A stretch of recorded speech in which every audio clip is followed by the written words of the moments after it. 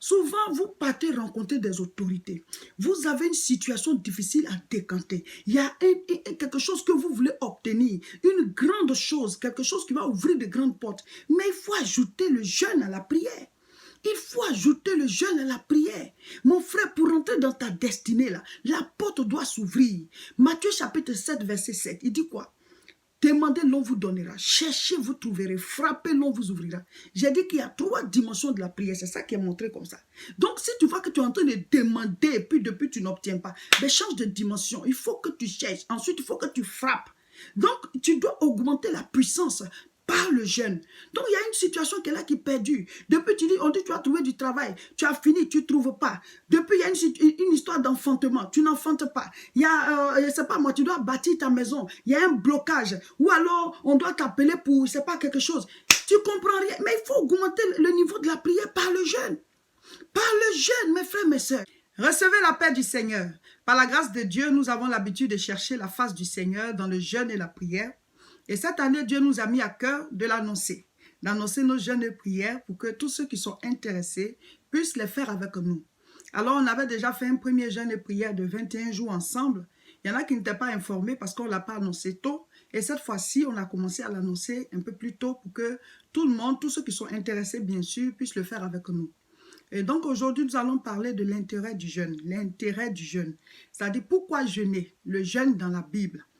Nous commençons le mardi 4 juin. Alors, ça se passera comment? De 6h à 18h chaque jour. Voilà, c'est-à-dire à partir de 6h, tu ne manges plus et jusqu'à 18h. Ce n'est pas juste pour être là comme ça sans manger, c'est pour être dans un esprit de prière. On aura le temps d'en parler chaque fois dans les vidéos. Un esprit de prière pour chercher la face du Seigneur, que tu sois au travail, que tu sois au marché, que tu sois dans la rue, quel que soit là où tu es, ben, il faut que tu sois dans un esprit de prière. Et dès que tu as un bout de temps, il faut méditer la Bible et il faut prier. C'est ça, le jeûne et la prière. Donc, c'est un temps pour chercher la face de Dieu.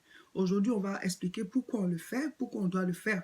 Donc, c'est du 4 juin au 24 juin. On commence un mardi 4 juin, et on finit un dimanche 24 juin. Alors, restez connectés parce que chaque fois, on va mettre en ligne des vidéos, voilà, chaque jour, bien chaque 2 jours, des vidéos d'enseignement, les passages bibliques à lire et tout ça. Nous avons déjà fait un prospectus qu'on a mis en ligne où on a annoncé la période du jeûne, du 4 juin au 24 juin. Nous lisons l'évangile de Jean. Il y a 21 chapitres. Donc, un chapitre par jour. L'évangile de Jean 1. Le premier jour, le mardi 4 juin, vous lisez tout. Et le lendemain, Jean 2, ainsi de suite, jusqu'au dernier jour, on lit Jean 21. Ça va nous permettre d'être dans un esprit de prière parce qu'il faut méditer la parole de Dieu. Tout ceci, on va l'annoncer au fur et à mesure. Et si vous avez des questions, vous pouvez les mettre au bas de cette vidéo pour que des gens puissent vous donner toutes les réponses. Et le mardi 4, hop, on commence.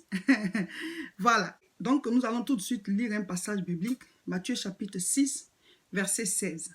Parce qu'il faut connaître l'intérêt du jeûne. On ne jeûne pas tout simplement parce qu'on veut suivre la mêlée, on veut juste être dans l'ambiance ou alors on veut en faire un objet de gloire. Vous dire, ah, moi j'ai fait 21 jours de jeûne de prière, 6h, 18h, c'est pas ça. Il faut que tu saches pourquoi tu jeûnes. Voilà, comme ça, tu seras à fond et tu vas obtenir ce pourquoi tu as fait le jeûne. Donc, on va lire Matthieu chapitre 6, verset 16. C'est le Seigneur Jésus qui parle. Il dit, lorsque vous jeûnez, ne prenez pas un air triste, comme les hypocrites qui se rendent le visage tout défait pour montrer aux hommes qu'ils jeûnent. Je vous le dis, en vérité, ils ont leur récompense. Je vais juste prendre la première phrase. Lorsque vous jeûnez, ne prenez pas un air triste. Donc, quand on dit lorsque vous jeûnez, ça veut dire qu'on doit jeûner, c'est clair. C'est Jésus qui parlait et il est en train d'expliquer les recommandations au cours du jeûne. Donc, si le Seigneur nous dit lorsque vous jeûnez, ça veut dire qu'il doit nous arriver de jeûner. On doit jeûner souvent. Voilà, parce que certains se disent, ben, on jeûne, mais pourquoi? Parce que le Seigneur l'a recommandé. Et lui-même, Jésus-Christ, il a fait 40 jours de jeûne dans le désert avant de commencer son ministère. Et plusieurs personnages bibliques jeûnaient souvent. Et lui-même, Jésus, il jeûnait souvent. Amen. Donc, le jeûne, c'est une activité spirituelle. C'est vrai que ça engage le corps. Le corps souffre un peu, mais ce n'est pas pour mourir. Voilà. On a assujetti le corps et l'esprit à plus de pouvoir et les choses qu'on demande arrivent beaucoup plus vite. On va en parler tout à l'heure. Donc, si le Seigneur dit, lorsque vous jeûnez, c'est une manière de dire, ben, vous devez jeûner. Il est important pour un chrétien de jeûner. Il y a des chrétiens qui ne jeûnent jamais. Donc, ils sont en surface là, ça dit qu'ils sont juste au-dessus dans leur marche avec Dieu. Il faut aller un peu en eau profonde. Et j'ai dit que le thème de notre jeûne, c'est allons en eau profonde. C'est très important.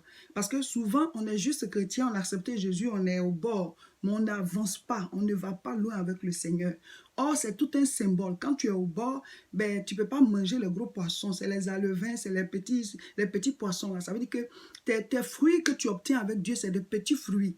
Donc, si tu veux une grande dimension, tu veux des grands miracles, tu veux des grands exaucements, tu veux des percées, ben, il faut aller en eau profonde. Je vais lire un autre passage biblique, Jean chapitre 4, à partir du verset 31. Pendant ce temps, les disciples le pressaient de manger, disant, « Rabbi, mange. » Verset 32. Mais il leur dit, « J'ai à manger une nourriture que vous ne connaissez pas. » Les disciples se disaient donc les uns aux autres, « Quelqu'un lui aurait-il apporté à manger ?» Jésus leur dit, « Ma nourriture est de faire la volonté de celui qui m'a envoyé et d'accomplir son œuvre. » Alors, chers frères et sœurs, l'histoire c'est quoi? C'est que Jésus et ses disciples, ils partaient quelque part. Et Jésus s'est arrêté à l'entrée de Samarie. Et comme ils avaient tous faim, Jésus a envoyé ses disciples aller acheter à manger. Et lui, il est resté là au bord du puits. Et c'est ce jour-là qu'il a rencontré la Samaritaine qui est venue, l'histoire qu'on connaît, la dame qui est venue puiser l'eau. Et Jésus lui a dit, est-ce que vous pouvez me donner à boire? Or, c'était tout un symbole pour pouvoir gagner cette femme-là à lui, pour qu'elle accepte Jésus dans sa vie et qu'elle soit sauvée. Et alors, l'entretien a commencé entre lui et la femme. Elle a dit, mais toi qui es juif, pourquoi tu me demandes de l'eau? Parce qu'effectivement, entre les juifs et les samaritains, il y avait des petites histoires là. Et donc, Jésus a dit, si tu savais qui te demande l'eau, toi-même, tu allais toi-même demander puis boire. Elle a dit, mais donne-moi cette eau-là. Parce que Jésus a dit que toi, l'eau que tu bois là, tu vas encore toujours avoir soif. Mais l'eau que je vais te donner, tu n'auras plus jamais soif. Et elle a demandé l'eau. Il lui a dit, appelle ton mari. Elle a dit, j'ai pas de mari. Il dit, tu as bien fait de dire, tu n'as pas de mari. Parce que tu as eu 5 maris et celui que tu as présentement n'est pas ton mari. Et elle a couru raconter dans la ville que venez voir, il y a quelqu'un qui m'a dit tout ce que j'ai fait dans ma vie et tout ça. Les gens commençaient à venir. Et là, en même temps, les disciples sont arrivés avec la nourriture qu'ils étaient allés acheter. Et ils ont dit, Seigneur, il faut manger rapidement parce que les gens arrivent. Il a dit, non, j'ai à manger une nourriture que vous ne connaissez pas. Il voulait parler de l'œuvre de Dieu, mais en même temps, ça montrait aussi que Jésus était en train de jeûner. Ils avaient tous faim. Depuis le matin, peut-être n'ont pas mangé. Bon, allez acheter à manger, vous allez venir. Les autres, certainement, quand ils ont acheté, ils ont mangé. Ils ont ramené pour le maître. Il ne veut même pas manger, il est en train de prêcher. Il doit s'occuper des gens qui sont en train de venir. Donc, Jésus, en ce moment, il était à jeûne. Vous voyez, il était en train de jeûner. Donc, il arrivait au Seigneur de jeûner souvent. Et donc, en tant que chrétien, tu dois savoir que le jeûne fait partie, c'est pas que le Seigneur a dit jeûner, jeûner, non. Mais il y a des messages qui montrent, il y a des actions qui montrent que le Seigneur nous pousse à jeûner. Et nous allons lire aussi un autre passage biblique tout à l'heure où le Seigneur dit ce genre de démon ne sort que par le jeûne et la prière. Donc, il est important que tu jeûnes parce qu'il y a certaines choses dans lesquelles tu ne peux pas entrer, il y a certaines percées, il y a certaines victoires, il y a certains combats que tu ne peux pas remporter si tu n'es pas un homme ou une femme de jeûne. Je vais lire un autre passage dans la Bible. Matthieu chapitre 17, verset 21. Mais cette sorte de démon ne sort que par la prière et par le jeûne. C'est le Seigneur qui parlait. Alors l'histoire c'est laquelle? Jésus était avec ses disciples. Il avait laissé quelques-uns. Il était parti avec certains à la montagne pour prier. Et quand il est revenu, un homme l'a approché avec son fils qui est malade. Il est lunatique. Il fait des crises. Il tombe. Il peut même tomber dans le feu. Il peut tomber dans l'eau et tout ça. Et donc je l'ai ramené à tes disciples. Là. Ils n'ont pas pu le guérir. Donc je vous le ramène aussi. Et donc, Jésus a prié pour l'enfant, il a été délivré et le père est parti avec l'enfant. Et donc, maintenant, les disciples, ils étaient avec le maître, ils disent, mais Seigneur, pourquoi nous, on n'a pas pu chasser le démon? Vous voyez, ils étaient un peu tristes et puis il a dit, non. D'abord, parce que vous êtes incrédules, vous n'avez pas la foi, mais aussi, ce genre de démon ne sort que par la prière et par le jeûne. C'est-à-dire pas que la prière seule, mais il faut ajouter à la prière le jeûne. Vous voyez. Donc, mes frères, mes sœurs, ça nous interpelle. Souvent, tu peux être en train de prier pour un sujet pendant longtemps, comme les disciples ont fait. Ils ont chassé le démon dans la vie de l'enfant. Pourtant, ils avaient la puissance. Jésus leur avait donné la puissance. Ils étaient des apôtres, ils marchaient avec Jésus. Mais pourquoi ils n'ont pas pu chasser le démon? Souvent, on est face à certaines situations qui perdurent.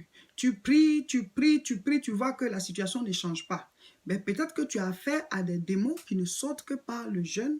Et puis la prière, ça ne dit pas la prière seule, il faut ajouter le jeûne. Envoie le jeûne en renfort. C'est ce que le Seigneur il a expliqué. Pour dire, bon, tu peux chasser avec la puissance. Au nom de Jésus, ça peut marcher. Mais si tu vois que depuis, ça ne marche pas, augmente le niveau de la puissance qu'il y a dans le nom de Jésus par le jeûne et la prière. Le nom de Jésus, il est puissant, mais il n'a pas le même effet d'une bouche à l'autre. Ça dépend maintenant de la consécration. Vous voyez, c'est comme si on vous dit qu'il y a une centrale thermique qui est là. Maintenant, chacun vient brancher. Mais ça dépend de voilà, la puissance que toi, ton compteur a. Voilà. Donc, il y a des endroits où la même centrale thermique va donner du courant, mais à un certain niveau. Et il y a ailleurs où c'est très fort. Pourquoi? Ça dépend du compteur que tu as déposé. Donc, mon frère, augmentons le niveau de notre compteur par le jeûne et la prière. Esther chapitre 4, du verset 15 au verset 16. Esther envoya dire à Mardoché, « Va, rassemble tous les Juifs qui se trouvent à Suse, et jeûnez pour moi, sans manger ni boire, pendant 3 jours, ni la nuit, ni le jour. Moi aussi je jeûnerai, et de même avec mes servantes. Puis j'entrerai chez le roi, malgré la loi, et si je dois périr, je périrai. » Ici, c'était une histoire très très grave dans le royaume de Suse. Esther était l'épouse du roi, la reine, mais elle est juive.